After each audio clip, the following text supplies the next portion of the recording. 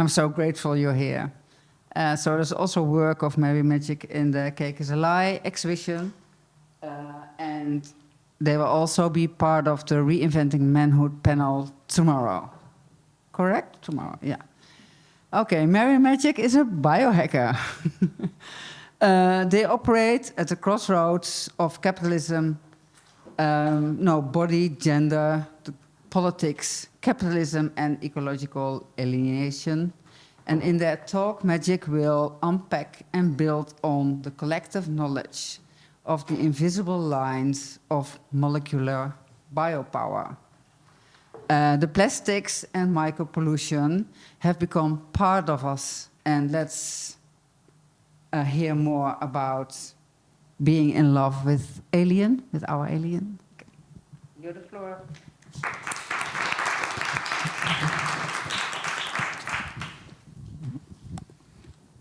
Hello, everyone.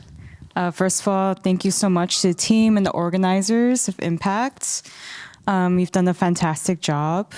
My name is Mary Maggic. I'm originally from Los Angeles, but I've been based in Vienna for about 7 years now.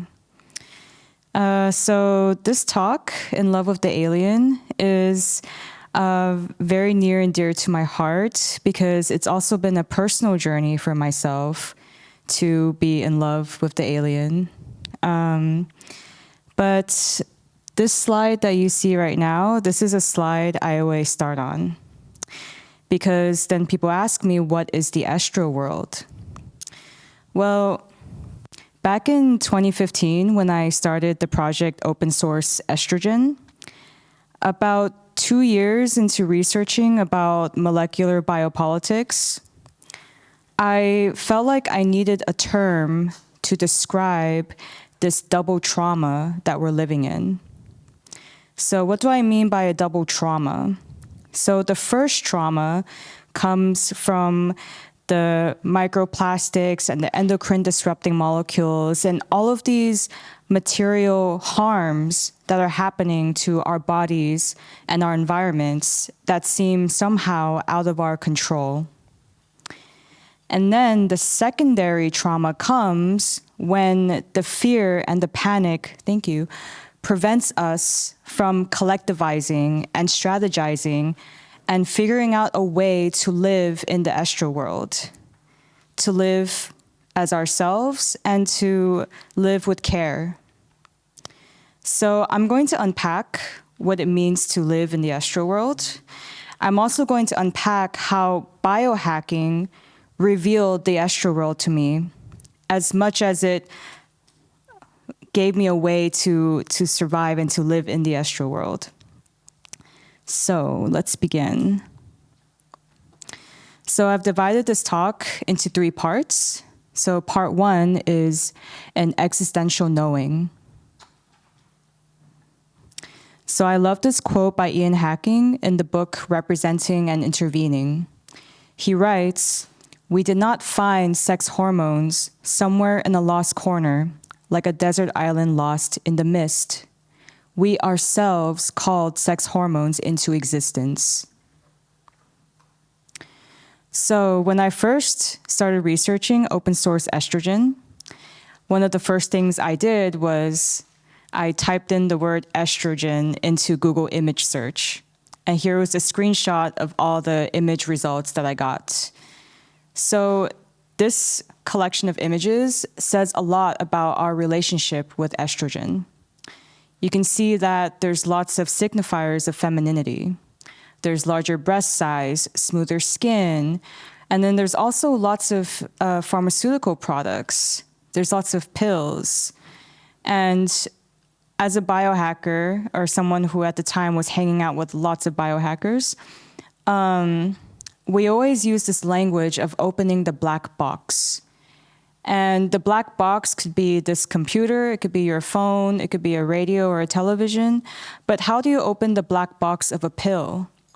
The pill is extremely abstracted. You know, it enters your body and it creates some kind of effect. And the pharmaceutical industry, they wanted to sell these effects to you. So whether it be hormonal contraception, whether it be gender transition, whether it be a postmenopausal relief. And what I also found harder to hack was the black box of gender. Because how did we arrive at this black box fact that estrogen produces femininity and testosterone produces masculinity? How did we assign genders to these molecules? So as we're talking about hacking, I want us to think about not just hacking the material, but hacking its symbolic representations. And as I got further into my research, I realized that hormones or hormone-mimicking molecules are already all around us. They are all pervasive, and they are almost imperceptible, and they exist as a kind of molecular colonization. So the three main industries responsible for this leakage into the environment are pharmaceutical industry, petrochemical industry, and agricultural industry.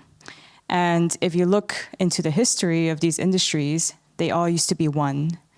They all originated from the same kind of, they call it a hormone race. A bunch of these labs were trying to be the first one to discover the molecule that will cause X, Y, and Z effect.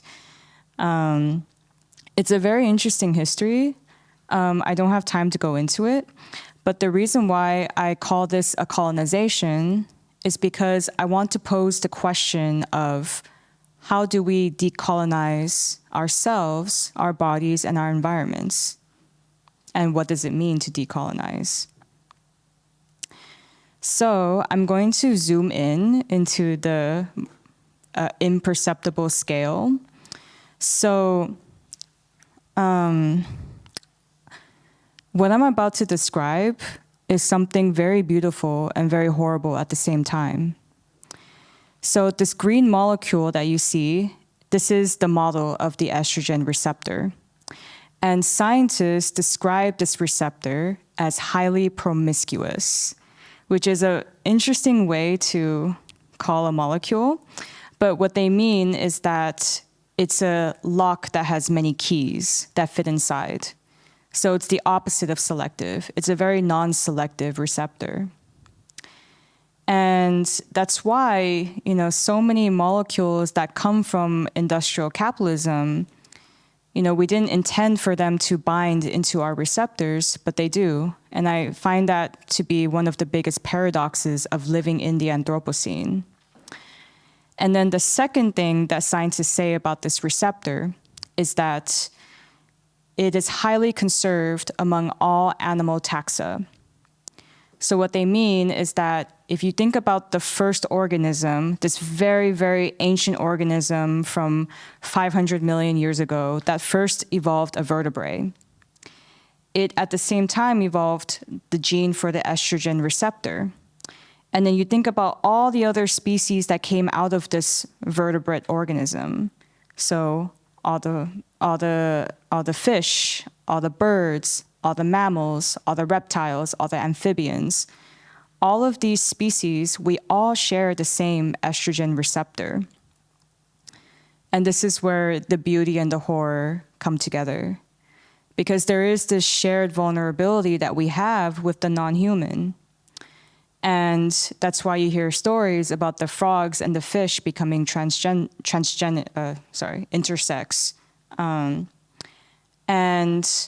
And there's a fear around it. There's a fear of this alteration to bodies that are non-human, but also human.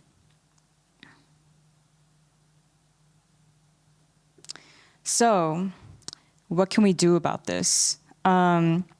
So when I first started learning about this, I wanted to come up with protocols that were DIY and accessible and cheap that I could perform to reveal these molecules, to reveal the estro world.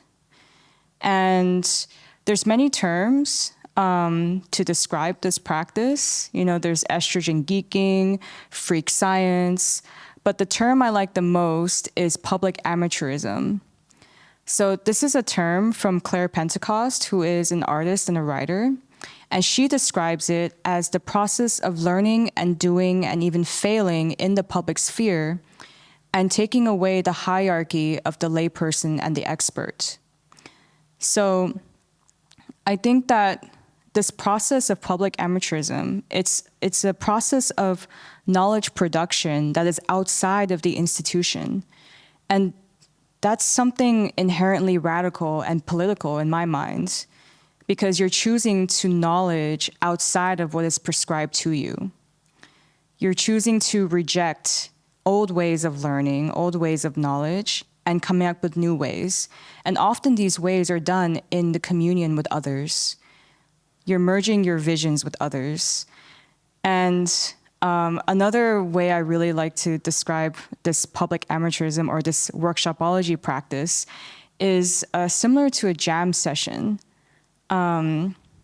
So let me see if okay.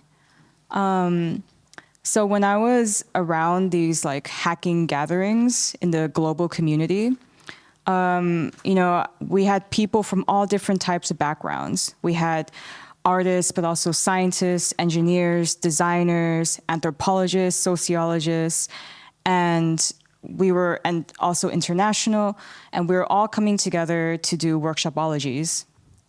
And I call it a jam session because it's like, you have everyone playing a different instrument. And then you start jamming and you start sharing your expertise, you start sharing your style, and then a song emerges. And it's completely new, it's completely emergent, and it's co-generative. And that's what I see happening in a lot of these like hacking and workshopology gatherings. So in the beginning, I was creating these lab suitcases, like mobile labs in suitcases, because I was traveling around the world giving workshops. And the one on the right is the extraction lab. So I was working with a protocol for extracting hormones from the urine. And it's a very non-selective extraction because what you get are any kind of steroidal molecule. So it could range from the sex hormones, estrogen, progesterone, testosterone, but also stress hormones like corticosteroids or melatonin, or even caffeine if you had coffee that day. So this extraction was very, we were able to see and to visualize and to experience and to even smell hormones that were otherwise invisible to the naked eye. So this is what I mean by the existential knowing. And then the lab on the left is the yeast biosensor lab. So in this lab, we were using transgenic yeast to detect any kind of estrogenic molecule, whether it be in our bodies or in our local water supply, in rivers. I even developed this practice called river gynecology, where we're going around taking river samples and trying to diagnose the river for any kind of toxins. So this is the existential knowing, and we're posed with very existential questions. We're talking about body politics. We're talking about our relationship to the invisible, our relationship to toxicities. In some cases, it's life and death.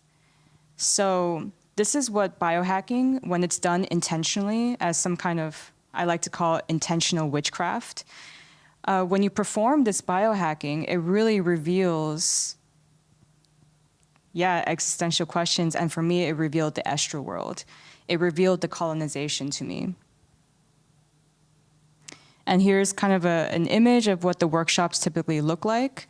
And I like to show this image because it really shows the messiness of biology. And it's very counter-analogous to the way science is performed in laboratories, in the clean, white, sterile space of laboratories. And I also consider museums and galleries as another clean, white, sterile space.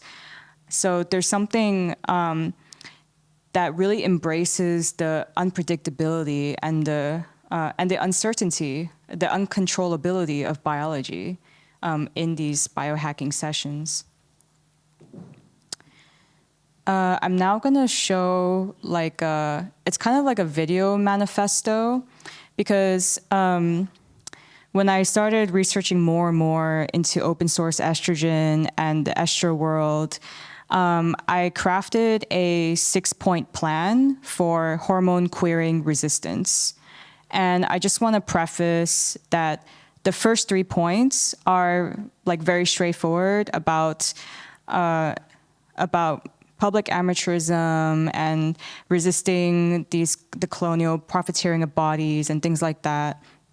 Very activism, or rooted in activism, demystifying science. And then the last 3 points, they go into more xenofeminist territory, where we're rejecting the definitions of normal and natural, and we're embracing queering as a multiverse of possibilities. So I'm just going to play this now. It's a very short clip.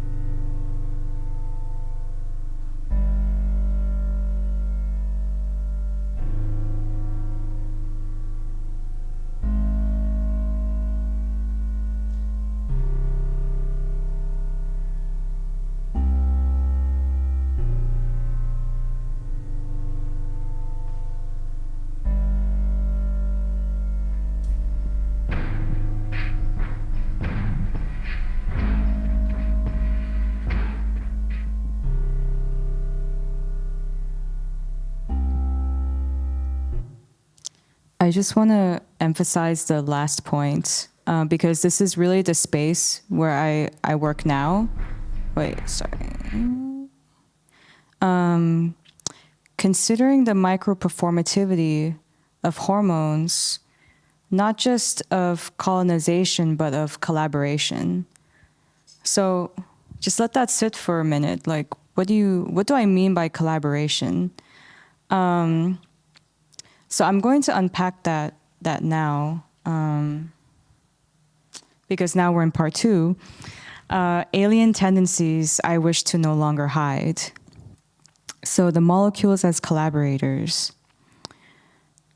So I'm working on a paper right now called Love and Workshopology. And I'm going to be posting some quotes from the paper. So this is one of them. Industrial molecules of the Anthropocene don't choose to be agents of toxicity and trauma.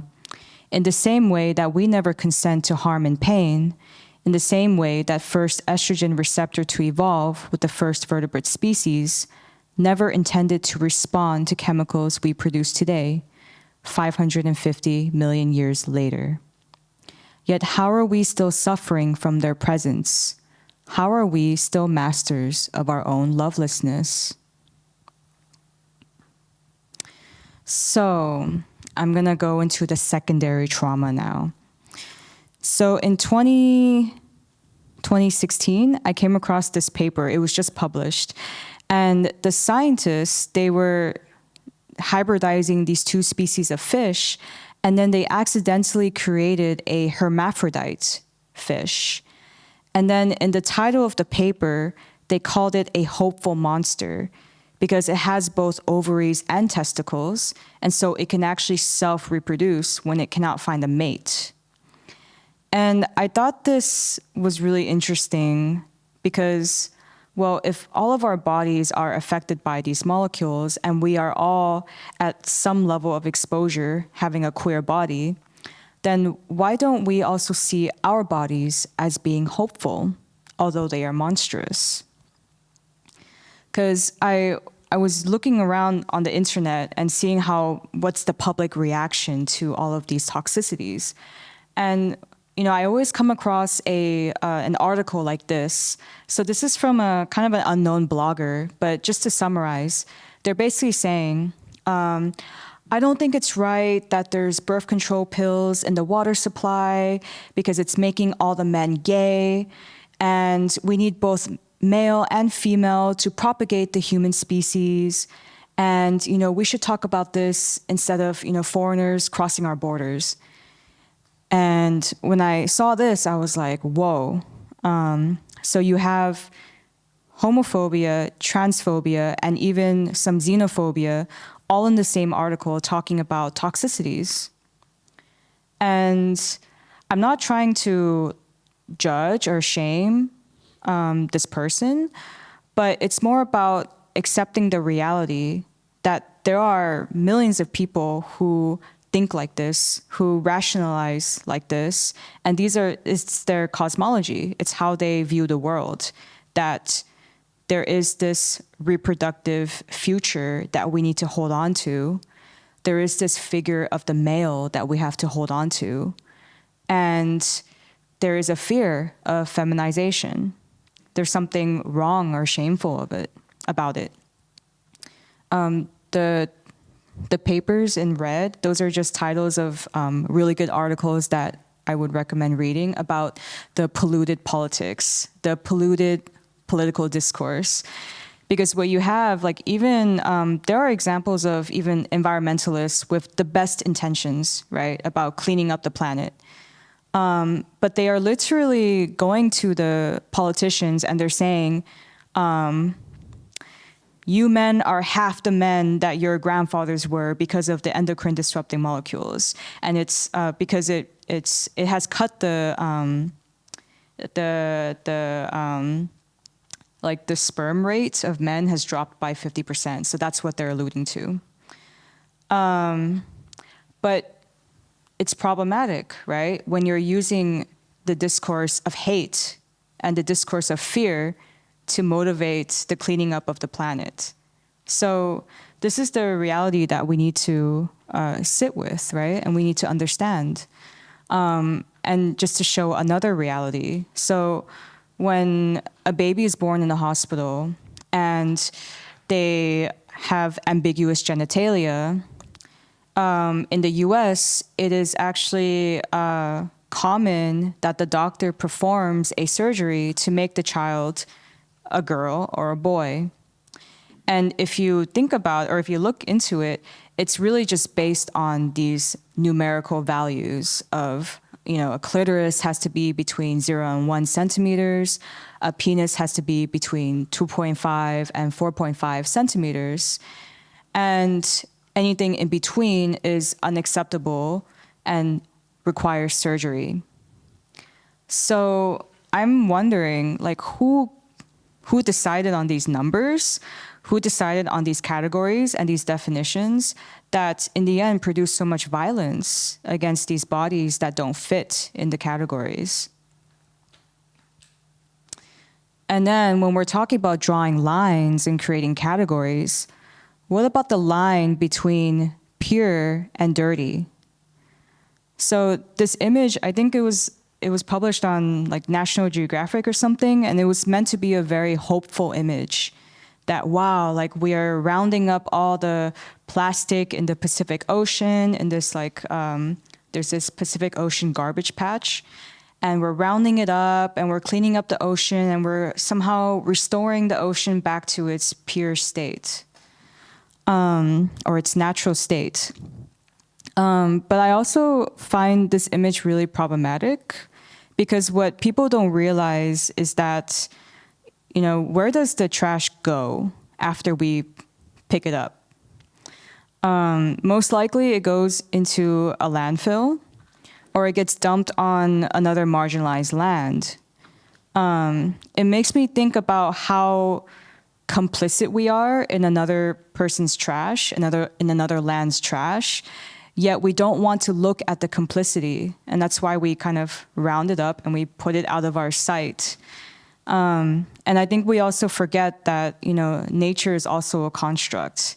So how do you return something to its pure natural form if that concept of purity is also a construct? So I think I'm very cautious of any kind of, drawing the line. We see the effects of drawing lines as in national borders, as in territories that have to be occupied. Drawing lines means that you're drawing a line between yourself and the other. And there's a politics behind that. There's a politics that says this is deserving to be clean and this is deserving to be dirty. Like, to give the most basic example, like every time you clean something, you're making something else dirty. Like if I spill something on this table and then I take a paper towel and I clean it up, I'm saying that the table has to be clean and the paper towel has to be dirty or can be dirty. So, and this goes into also necropolitics and who is deciding who's deserving of life and who is deserving of death. So these are things we have to consider when we're talking about strategies, right? Are the strategies founded in equanimity and care? I was in Indonesia and I lived there for 1 year in Yogyakarta. And in this 1 year, I was looking at the plastic pollution crisis, and particularly in one river that divides the city in half. And it's the site where the most marginalized people live, the people most in poverty. They go to and live along the river. And all of the trash there, it actually comes from the people. It comes from domestic waste. It comes from food packaging, even diapers. They throw it in the river. And I collected all of this trash and I created this mandala. And then I decided to animate the mandala because I wanted to show that all of the trash and the waste that people throw away, the planet, the Earth's body cannot metabolize this. It just stays there, it sits there, and that's the legacy we're leaving behind. But what we don't understand is that these particles, because they cannot be digested, they return back into our bodies. And we become the alien that we try to throw away. It's in us. And the reason why I animated this mandala is because the particles that enter back into our bodies, they're making new combinations inside of us. We are actually, this is another beauty and horror thing I'm about to say. We are so extremely permeable. We are porous, and that's why it's so easy for us to mutate. I think we want to mutate. And this is the thing I want us all to acknowledge is the permeability of all of us. And it's a very vulnerable thing. Mutation is the way that we survive. We have to cross-contaminate in order to survive. But there's a fear around that cross-contamination. I mean, look at what happened with COVID. That was like disaster capitalism on a whole other level. It was like, you need to buy all of this in order to feel safe. So consider how easy it is to manipulate and to weaponize when people are under fear, right?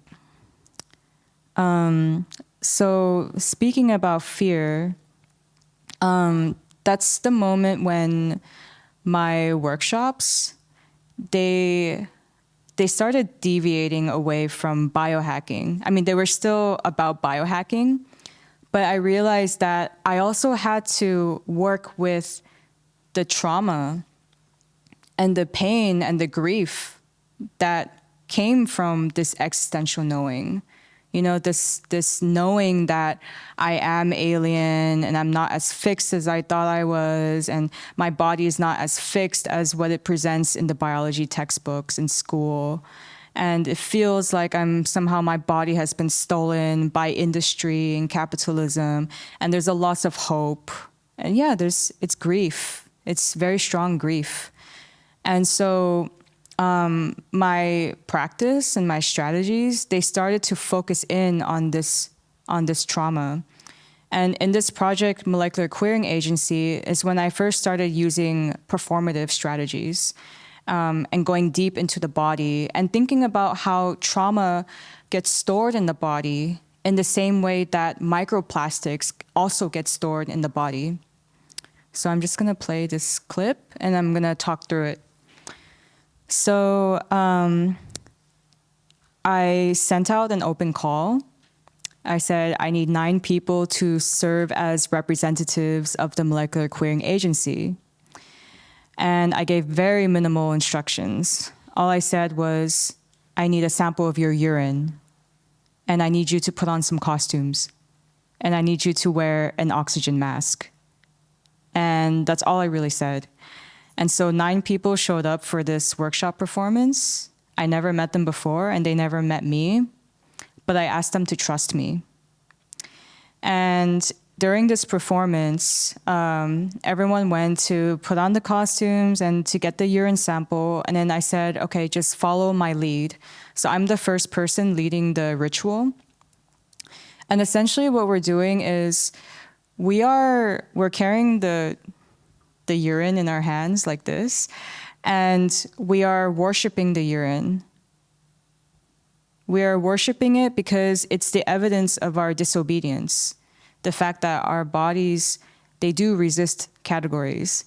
Even though we try to put our bodies into categories, we still resist them. And the urine is the evidence of it, because you can find the natural and the synthetic molecules in the urine.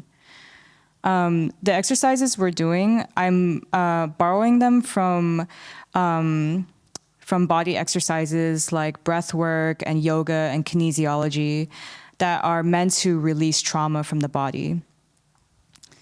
And there's a moment in this performance where I asked them to put on these oxygen masks. And these masks are actually connected to hormones that have been extracted from previous workshops. So these are foreign molecules. And I tell them, like, when you put on the mask, you're actually consenting to be colonized. And I'm passing out the masks now. I'm trying to explore this idea of consent, because toxicity is never consensual. Like, we never say yes to the harm and pain and trauma of toxicities. We're just born on this planet and it's already toxic.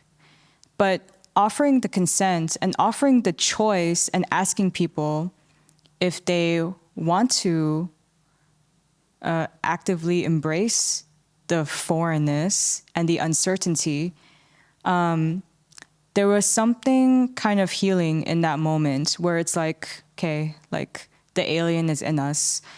And then after the performance, we spent about an hour kind of processing the experience together. And from this project, I kind of wrote like a act 1, act 2, act 3, kind of like a theater play. So step 1 is toxicities. You live in an alien landscape that has been colonized by hormones. Step 2, semiosis. You are already alien. You have plastics in your blood and in your urine. And then step 3, subjectivities. Do you want to be more alien than you already are? So this is, it wasn't just for molecular querying agency, but it's become the three-step process that I use for any kind of lecture, performance, workshop, talk. Like even in this talk I'm giving right now, I'm following this three-step process because what it does is I'm trying to neutralize the fear, and it requires a process. So this exploration into fear, it comes from a very personal level too. So I've dealt with anxiety and panic attacks for some years. It started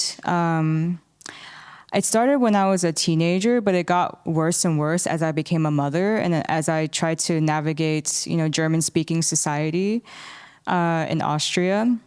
And there was one moment when I had a panic attack right before a workshop in Prague.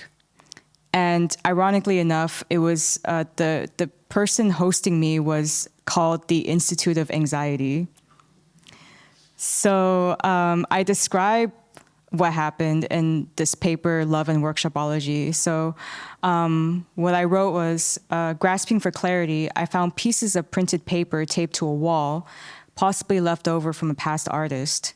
The text read various theories on new materialisms with paraphrased quotes from Karen Barad, Serpil Obermann, and Jane Bennett that read, "For us to understand matter and embodiment, we need to see it as active, dynamic, and stemming from a primacy of relations. Performativity is the dynamic core of mattering." Suddenly, everything made sense.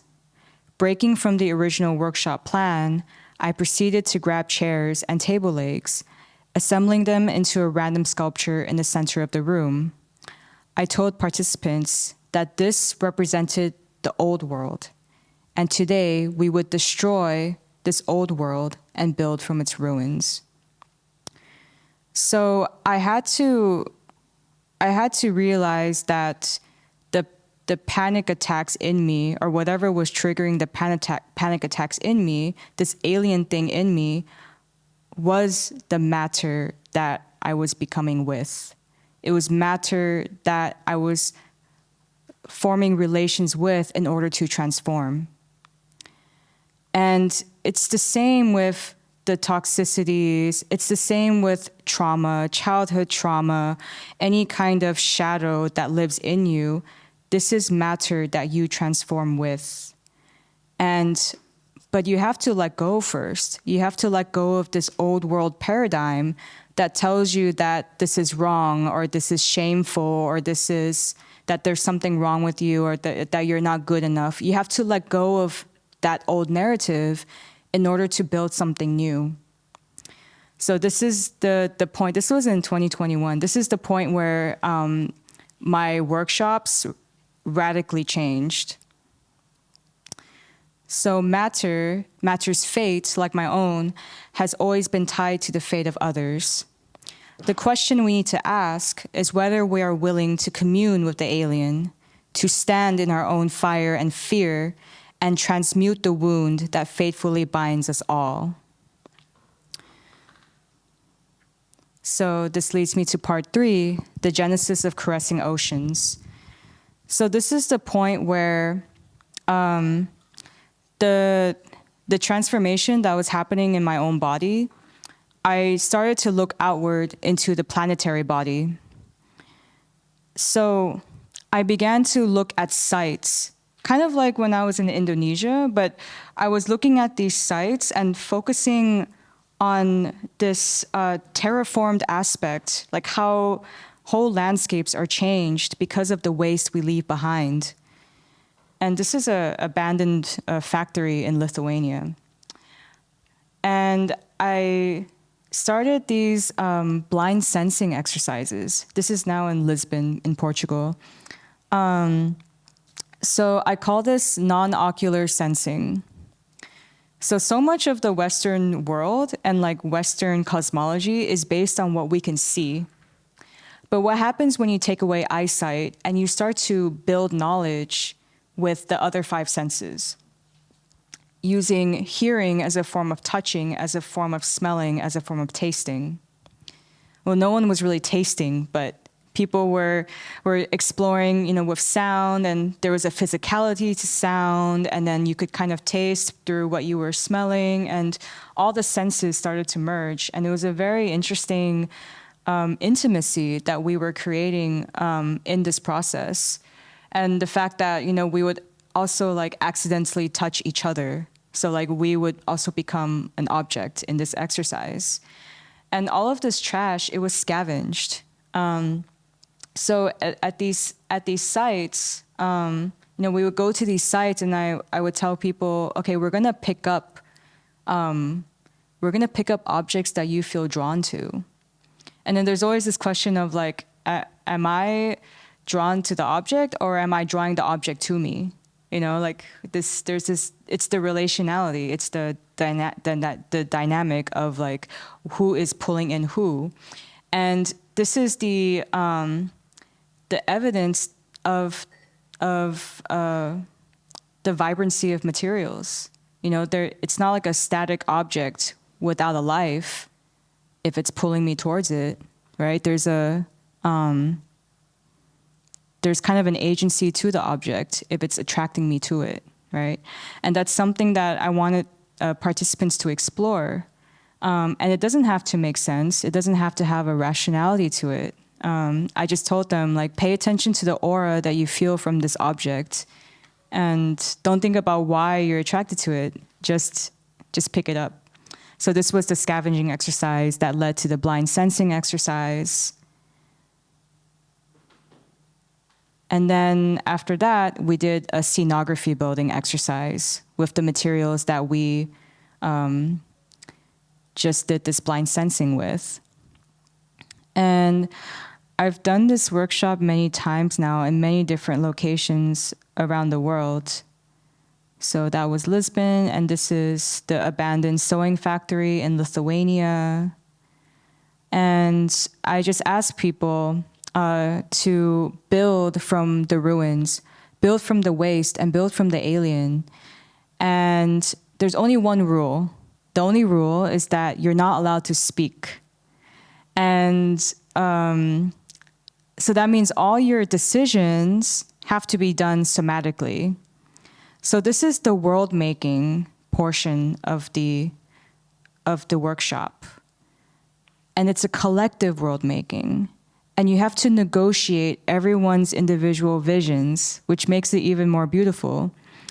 And when people are doing this exercise, it's like you can see the co-mattering. Like this is literally what happens like in the molecular semiosphere. You have all these molecules colliding with each other, bumping into each other, and they're trying to make sense. They're trying to make sense of the friction, the alienness, and that's what we're trying to do as well. We are literally performing as molecules. And the really fascinating thing to me is that every scenography that we build, it always ends up resembling a home, some kind of belonging. And if you were to ask me, like, Mary, like, how would you describe an alien? Or how would you define an alien? Well, I would define an alien as anything or anyone that is searching for a home. So what they build here, it's something like a shelter. Sometimes it looks like a garden. Some people start making a shrine, some like a little area where you would worship or perform a ritual. And I see this as care work. Like we're caring for stuff we found in the garbage. You know, but in this moment, it's not garbage to us. It's like some people, they start to curate objects together. They start to group all the metals together. They group all the textiles together. One person was making like hieroglyphics, like a new language out of the coins and the buttons. And Yeah, it's the materials have a second life. It's really fascinating what is built every single time.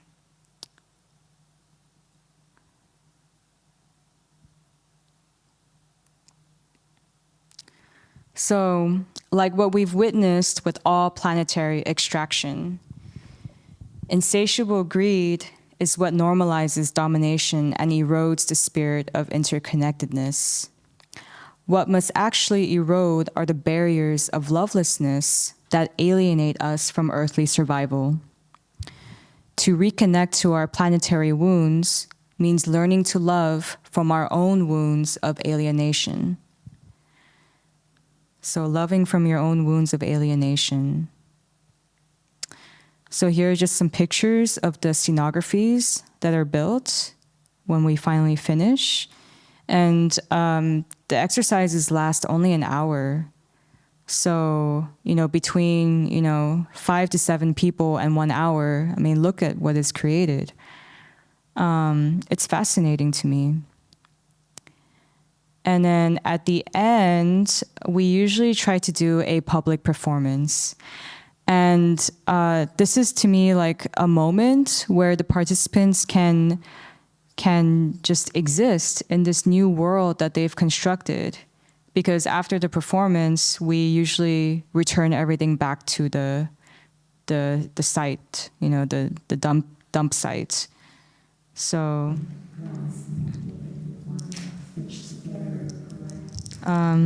so this is a performance. This was a really cool program. So I was invited for an alien knowledging program that lasted 2 weeks in Prague. And we actually, so I gave workshopologies, but then I also asked the artists to create workshopologies of their own.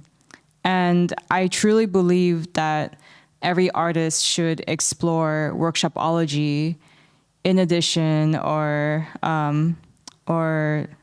other than exhibition work.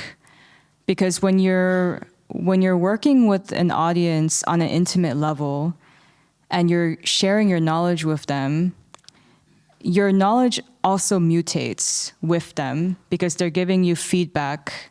And it's a much more personal and impactful way of interacting with your audience. So these are all emerging artists who applied for the program.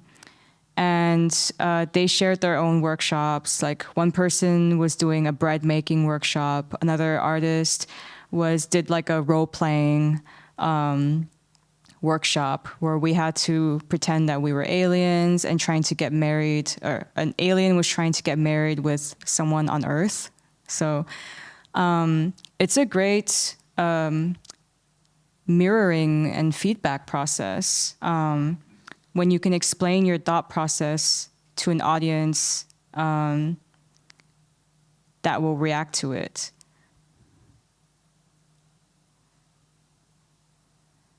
I think this is my last slide. Yeah, it is. Okay. So I'm going to end here with the final quote. No matter what knowledge is knowledged, what matters is that we knowledge together. And through the experience of togetherness is where we figure out what works and doesn't work under an ethos of love and care. Okay. So thank you very much, everyone.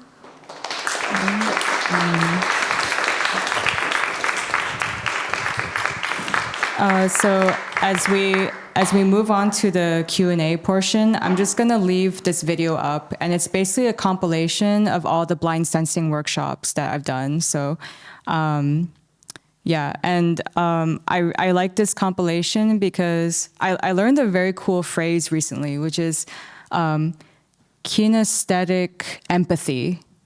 So it's like when you see another person's body language and you feel what they are feeling.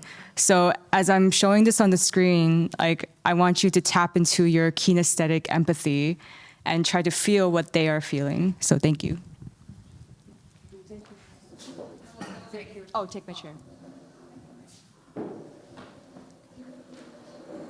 Yeah, let's not put you in the middle because then you have to like.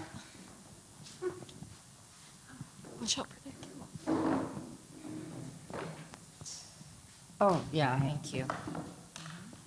We need to switch because I'm with the audience. Oh, she's with the audience. I'm not. Thank you so much, Mary. And are you still with us here? It's After quite this? late. I wanted to say to Arjon specifically, like, wow, she opened up a space for friction, didn't she?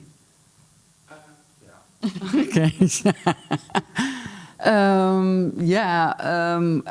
I have some questions, you have some questions, but we're also open for the audience to immediately jump in. So whoever wants to ask a question or give a remark or... Yeah. Okay, go ahead. I was a question on your mark. Thank you very much. Yeah, let me start here. I think there's something very clear, which is through all of this, which is resisting categories. And I noticed that in your language, you use words, which is why it takes a while, I think, to understand where this is going. But I feel like you're incorporating it in your language as well.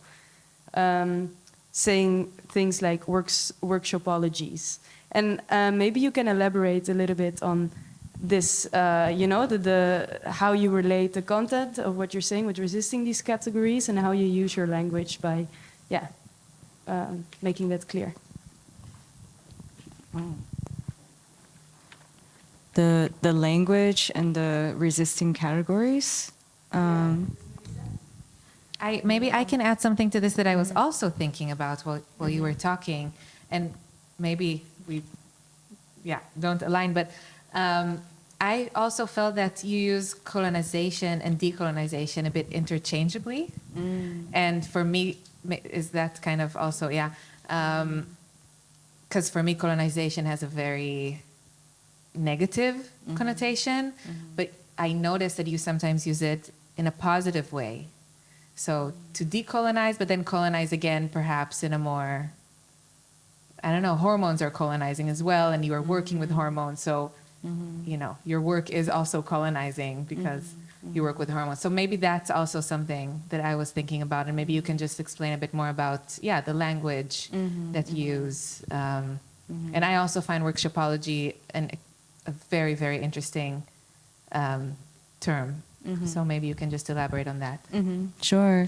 I'm not trying to frame colonization as like a positivistic, like, let's just embrace it and let's just all be queer bodies. I mean, like, we have a level of queerness in all of us, but it's more about choosing the colonization as the starting point for any of our strategies and any of our collective visions.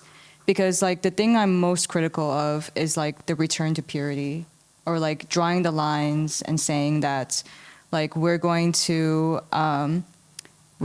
create this polemic of clean and dirty, and then create all these politics around it. It's the same as, you know, how, like, bodies are racialized. You know, they're constructed. It's the same way that what's happening in Gaza, a line is drawn between territories and saying that this land has to be fought over. So we have to take this drawing of the line, like, as a starting point, because if we just, like, pretend, it's like kind of like when we had the panel discussing about neutrality and the silence and everything. That's what I find problematic. We have to face what line we are drawing. We have to face the categories. We have to face that the categories are made out of fear and out of hate. And that's what we don't want to acknowledge. And that's what allows the dehumanization of whatever is considered dirty or undesirable or foreign or alien. So, yeah, does that make more sense? And then the workshopology. So I first came across this term in Indonesia in 2014. And it was through this network called Hacteria. So this is the main network that I was hanging out with, and we were doing all these hackings together. And workshopology is the jam session. And I find that, you know, as I work more and more with molecules, I realize that the molecules are in their own jam session. And the molecules are, like, in a jam session, you're trying to, like, find the harmony, right? Or you're trying to find the thing that makes sense. And something new emerges. And I think the planet, and although it's, you know, throughout all this harm and this pain and this indigestion of the planet, it's still trying to find a way out. It's still trying to theorize and to make sense out of all this waste. And so I think that's kind of the hope underneath all of this, is that, you know, life is never perfect and you always find a way. And in the finding of the way, you transform. There's a transformation in all of this. And it takes letting go of the old and making space for the new. Yeah. Mm-hmm. Thank you. I had an association, and I'll share it with you. It's 11 years ago that I curated an exhibition called Yes, Naturally. Ja, natuurlijk. Well, it's a bit stupid translation, but anyways, we did it. And we had an article by Lynn Margulis in the book. And I read it 3 times, and I really didn't understand, but I knew, you know, like intuitively, this is really interesting. But, you know, I really needed other people to coach me through it. And she's talking in that article. She doesn't live anymore, you know. Well, Lynn Margulis is a very famous biologist, but she really was important in terms of the first person to look at bacteria in a different way than we usually did. Like, so bacteria collaborate, but they coexist, they are interdependent, they collaborate in a way which is almost beyond our imagination. But that article went so far that it kind of she just tried to describe that if we don't acknowledge that, we won't be able to see how, with all the stuff that we do, well, you can say that better than I can do, like the pollution, all the stuff. We even change history. We even change our own history. It was like, it's still there, the article, and I still don't get it because we're all like fixed in this linear way of thinking, but I couldn't help sharing this association with you. Yeah, I mean, I'm so inspired actually by Lynn Margulis and like this endosymbiotic theory. So like so like cells and like organelles actually had to be engulfed, ingested, and fuse into the body of the other in order to produce like the bodies we have today, which is so fascinating. There's a mutualism that happens at the cellular level, the interdependency. Yeah, and Lynn Margulis was the first to say, like, you know, this interdependency, it's not out of like competition and like Darwinian survival. It's like, no, like it's very mutualistic and it's out of symbiosis. So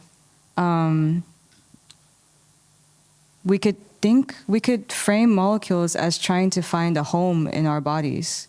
We could frame it as they're trying to find a home anywhere on the planet. Yeah, I mean, also, like, I'm also a migrant. I'm from the US. My mom was also an immigrant. She's from Taiwan. And now my daughter is born in Vienna. And it's like, and maybe she will migrate as well. Like, there's something alien about all of us. And that's why I do feel some kind of kinship with the alien molecules inside of me.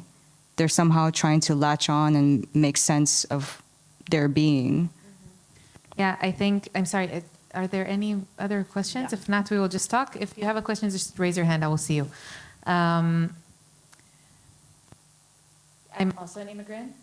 We talked a lot before this conversation, this talk.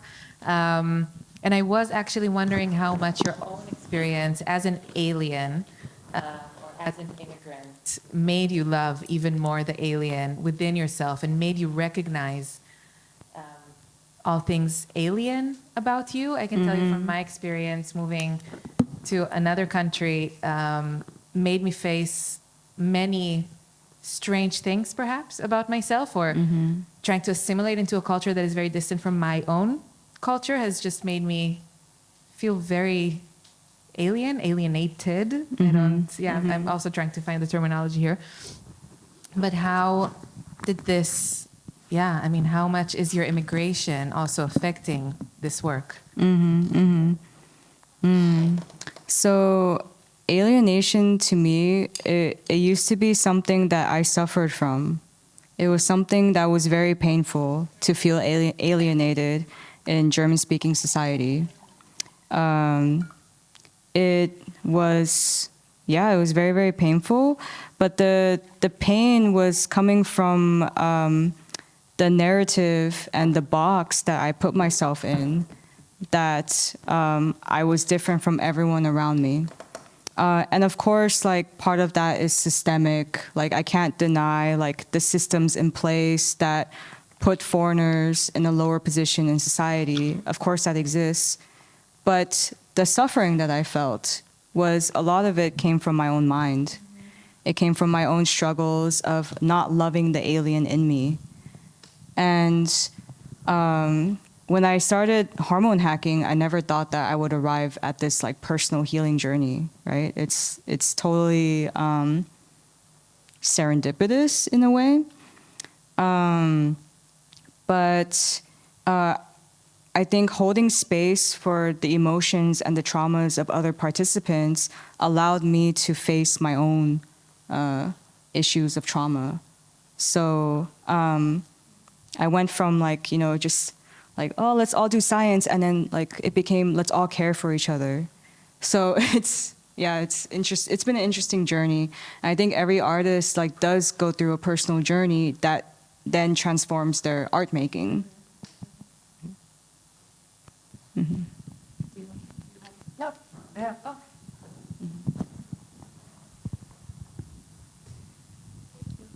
Oh. For you, where does the aspect of science itself come from? Like, did you have a background in science, or was there a will to sort of break free of the confines of it in a way? Or what does science mean to you? So for my undergraduate, I actually studied art and biology at the same time. But then I knew that I didn't want to be socialized as a scientist, and I didn't want that to become my worldview. And I would rather be an artist looking in from the outside and able to critique science. And I am very heavily critical of science in the way that it's produced today, like institutional and corporate science especially.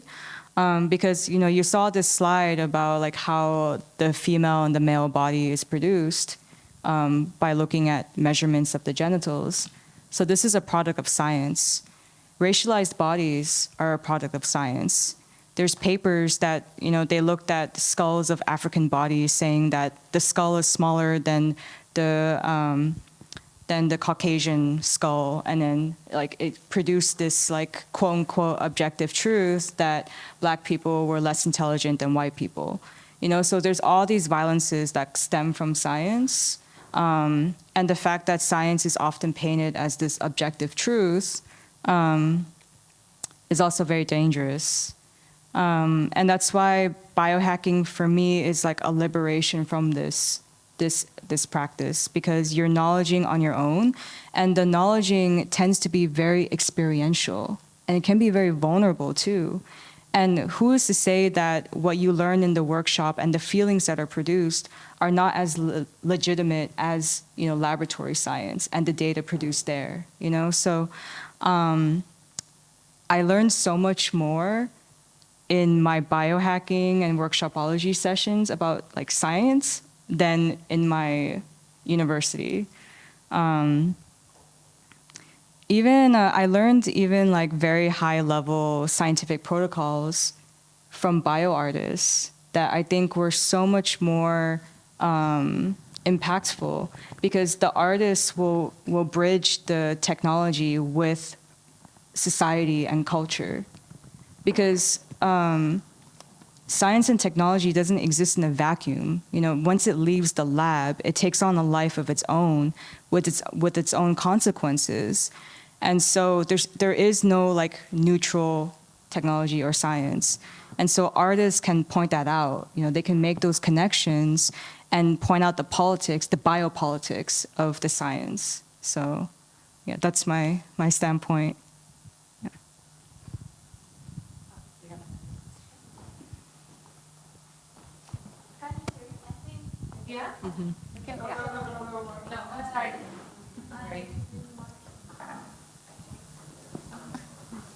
So, do you think that the biopolitics or the problematic aspect of science is a part of a science itself, based on mathematics, biology, and this stuff, or is the social values and the social context in which they develop? Because I see like there is a difference between, for example, something, for example, the COVID. There is a difference between that we did this experiment and these are the results, with the way that we interpret it and we implement it in society, or we make policies and we define people and we group people. So is it the science itself the problem, or how we interpret it in specific social contexts?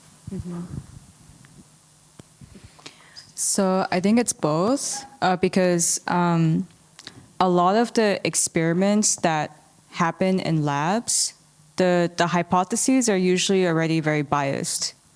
Like they come with their own presumptions, and sometimes even the data tries to match the hypothesis. So I think it's both, and also because once the data leaves the laboratory and enters into the public sphere, there's also another layer of confusion that may happen. So thinking about COVID, I'm glad you brought up that example, because what we saw with COVID was trust the experts, trust the science. There was this phrase, trust the science, right?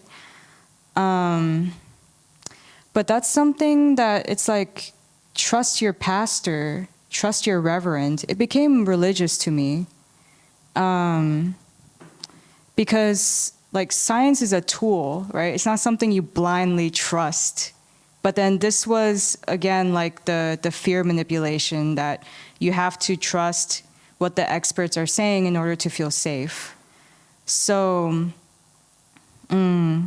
there is like another layer that evolves like once it reaches the social cultural level.